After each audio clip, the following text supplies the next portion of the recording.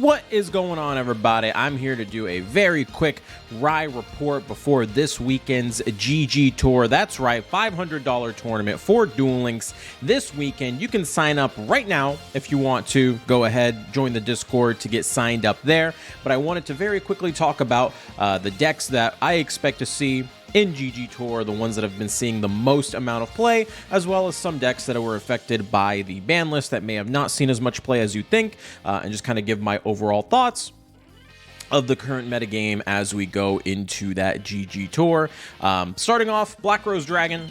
It's hands down the best deck in the metagame. It is the only tier 1 deck we have right now. It is very, very powerful. It's basically a new version of auto play. Especially with more and more synchro tools coming out, especially from the selection box. Now we have Yugioh, which we've seen a lot of Rose Dragons play. It is no surprise that this deck has pretty much overtaken the meta.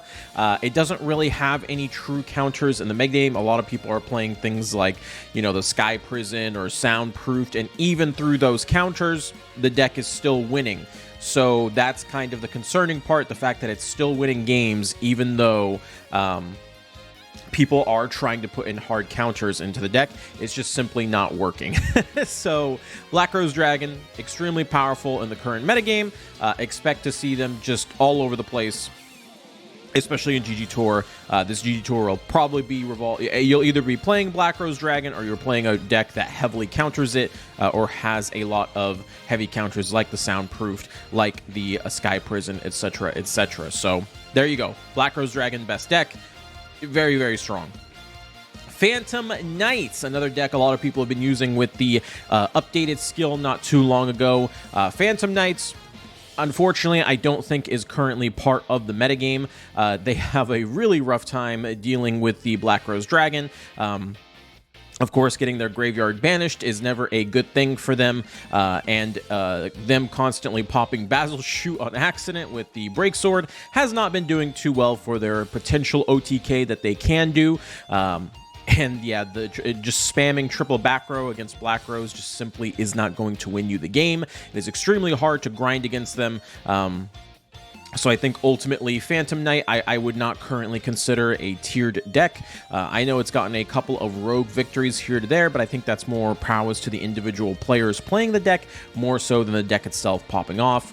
I'd probably consider it a high tier rogue deck right now. But I would not consider Phantom Knight to be a part of the meta in any shape, form, or way. Next up, we have Blackwing. I only put Blackwing on here because they got an Unlimit with Orochi coming off the ban list, and it has done nothing for them, unfortunately. Blackwing, just too old of a strategy. All the skills it used were nerf. You know, of course, they still have some heavy limits as well, so it's not like they're fully unlimited. I think when it comes to Blackwing, I would actually like to see some sort of skill maybe from Crow. From the Arc 5 world, to make them play a little bit less, you know, obviously not Blackbird Close or anything like that, but just to get them kind of back in the game, I think would be super, super cool. Next up, we have Galaxy Eyes, and I'm not going to lie to you guys, Galaxy Eyes is pretty much off the tier list as well. We are in a heavy DD Crow meta.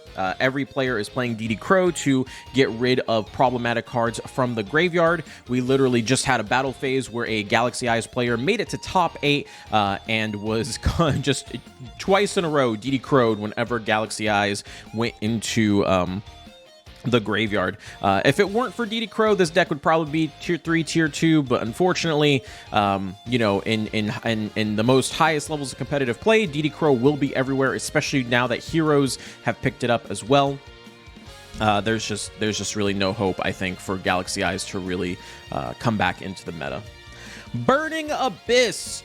Burning Abyss, this might be a bit of a hot take, but I think they're pretty much off the tier list as well.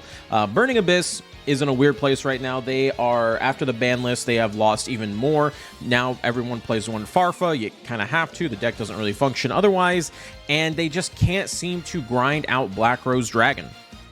Now, some people say it's still tier 3 worthy, but in most situations where I see Burning Abyss winning games, it usually is because their opponent misplayed and then got outgrinded into the Burning Abyss zone, right? It's not really Burning Abyss. Like, all the losses could have been wins. And the deck isn't as flexible with the side deck anymore. It's lost a lot of blowout options. It's just rough to be a Burning Abyss player right now. And it doesn't help that all the hero players are now bringing DD Crow to get rid of some of your better cards in the graveyard as well. It's been very much so struggling. I could see an argument for this deck to still be considered a tier 3 deck, but as far as I'm concerned, I don't really consider Burning Abyss to be currently part of the metagame right now. I think they might have actually been a little over-nerfed, if you will. Anytime I do see Burning Abyss now, they're just playing a whole bunch of back row, like Needle Sealing, Karma Cut, stuff like that, and it's kind of disappointing to see them go from no traps to back to traps, because that's how they have to play. They got nerfed. What else do you want from me? You know what I mean? Speaking of another nerf deck, DDD, I actually think survived the ban list quite well, which is kind of surprising. It still has crazy blowout potential and explosive power. As long as they get their Kepler or their contract, they can search whatever missing cards they have. The skills is still very good. And they have that Sky Prison that we were talking about earlier. One of the easier decks to make Sky Prison and making them have a relatively okay matchup against Black Rose. In fact, if I had to pick any deck to go against Black Rose, I probably would pick DDD. As they kind of had the most success getting to like finals and stuff against them. It still has really poor conversion rates right now, but I'd still consider it a tier 2 deck, maybe tier 3 deck, but I would say probably tier 2 going into GGtoor, especially if they equip themselves to fully counter Black Rose with things like Soundproofed and Stygian Dirge, etc., that, you know, are better at countering Black Rose Dragon. Heroes, I know it says DDD on there. GN, I love you. It's okay. You make errors. We're all humans. We make mistakes. It's okay. That is not DDD twice. It is Heroes. Heroes are probably the second best deck in the metagame right now, which should kind of tell you where we are in the meta. Heroes have great blowout power with Sunrise. Of course, they have super polymerization, which can really help you to OTK, can help you remove problematic monsters on your opponent's side of the field. You know, the Stratos removing back row is very clutch. Some people are playing Neos as well. Brave Neos is really strong against Black Rose Dragon. Just in general, Heroes are fast enough and strong enough to kind of try and blitz a win as soon as possible. And they really do, because you cannot grind with Heroes, right? You make the great hero wall, you get Black Rose Dragon, you lose the game. So you don't want that to happen. Heroes, I think, are pretty good right now into the metagame. They've had really good conversion rates. They're doing well, but they are extremely fragile. They're either going to be a deck that goes super deep into the tournament or loses right away because they all got really unlucky with their opening hands. You know what I mean?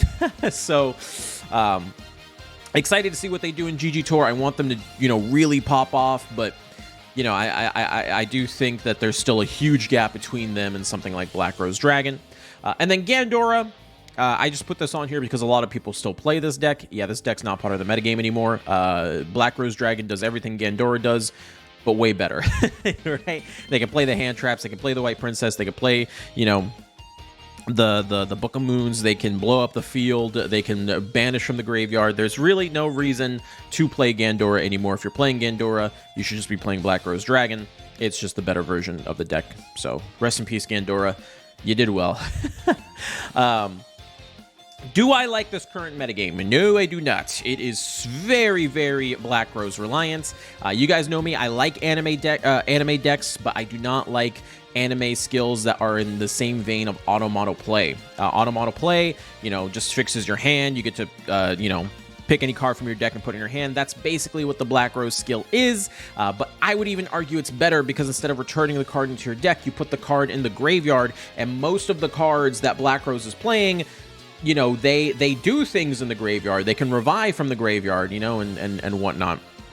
And every tournament that I have casted for Duel Links has had Black Rose in the finals or has had Black Rose mirror matches in the finals.